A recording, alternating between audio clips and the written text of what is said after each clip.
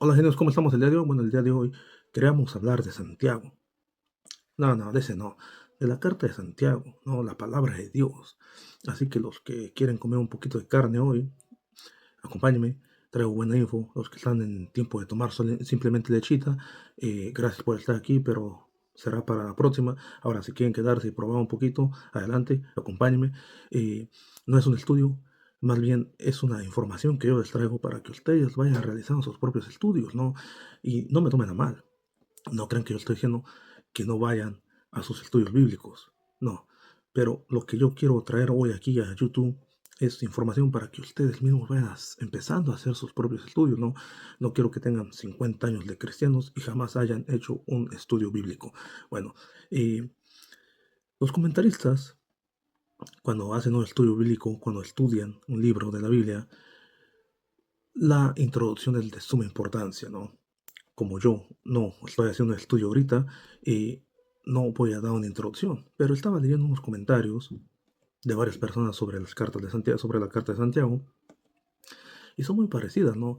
Siempre te vas a hablar del tema del comentario de Lutero, ¿no? Que la llamó epístola de paja, donde los romanos siempre te dicen, Lutero decía a la carta de Santiago, epístola de paja, bla, bla.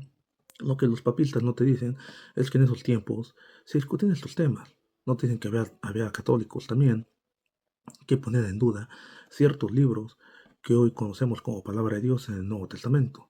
No te dicen que Cayetano también andaba en las mismas, en fin. Eh, También te van a hablar de las circunstancias, de las situaciones por las que pasaban las personas a las cuales fue dirigida la carta. Y una de las objeciones sobre la carta es el mismo autor. Muchos dicen que el autor de esta carta no fue Santiago y su argumento es simplemente, o su principal argumento es simplemente que el griego con el que se escribió esta carta es muy de la high, o sea, muy pulido. ¿No? Ese es su argumento. Y cosas como estas, si usted lee comentarios acerca de la carta de Santiago, en las introducciones va a encontrar cosas como estas. Pero yo, como no voy a dar un estudio, sino más que nada les traigo información para que ustedes mismos vayan realizando su estudio, no hice introducción y vamos derechito a lo que es la palabra de Dios.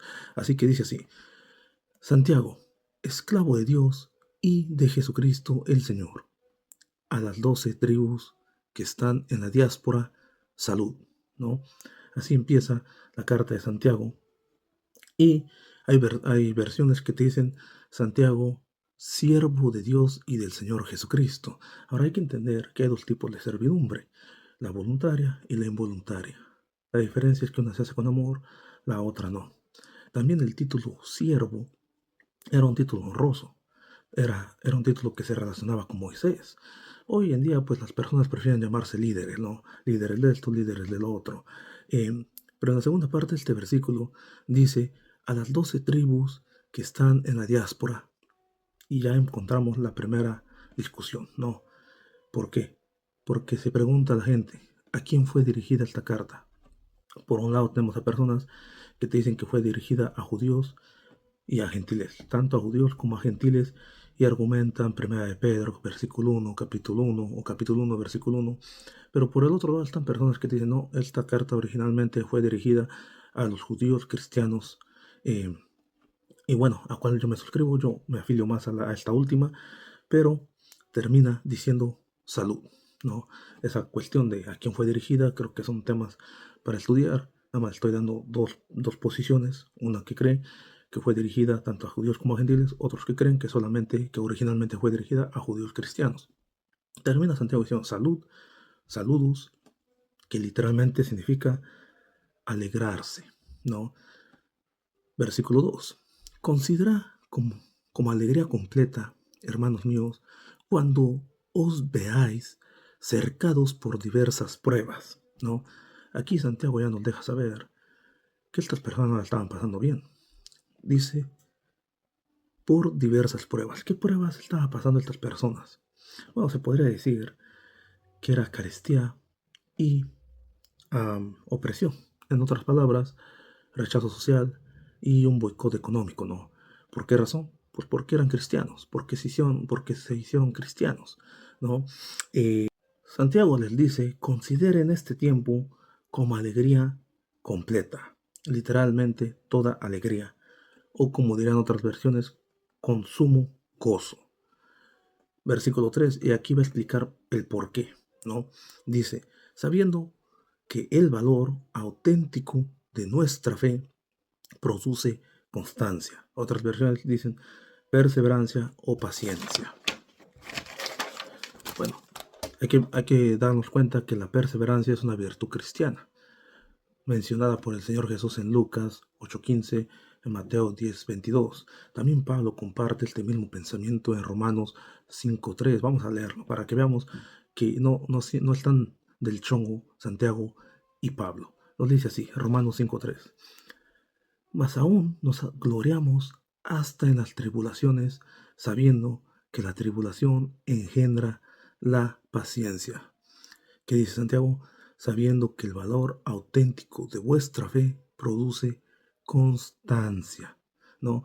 La tradición judía acentuaba la virtud de soportar las pruebas y ocasionalmente hacía hincapié en el gozo a causa de ellas, debido a la fe en la soberanía de Dios. La versión que yo estoy usando no usa la palabra prueba.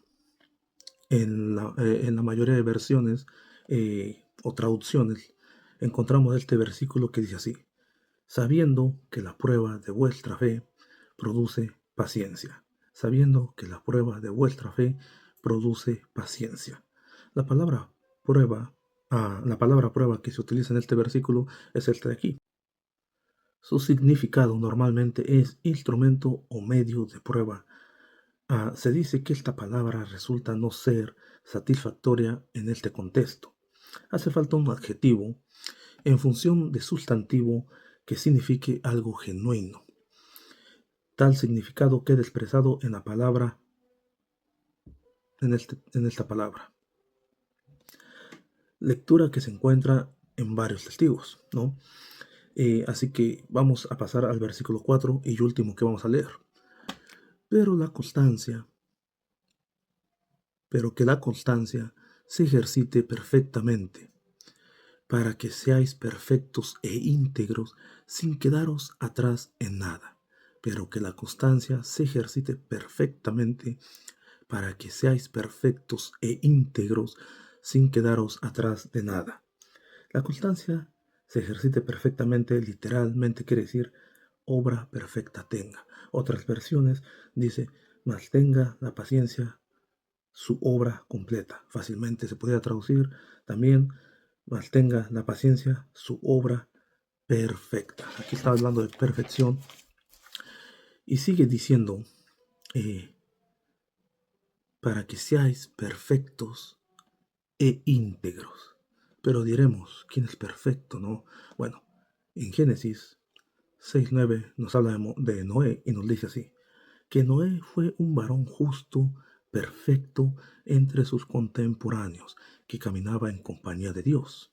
¿No? También Jesús en Mateo 5:48 nos dice, así que vosotros sed perfectos como vuestro Padre Celestial es perfecto. Si leemos versículos atrás del versículo 48 que cité, podremos entender por qué o a qué se refiere Jesús al decir sed perfectos, ¿no? Recordando que estas personas a las cuales Santiago escribió estaban pasando por diversas pruebas. Usted puede ir armonizando este capítulo de Mateo, capítulo 5, con estos primeros versículos de Santiago. Y bueno, genios, este es el versículo 4 que les acabo de leer y espero que les haya dado algo un poco interesante. Y nada, genios, Dios los bendiga. Chao.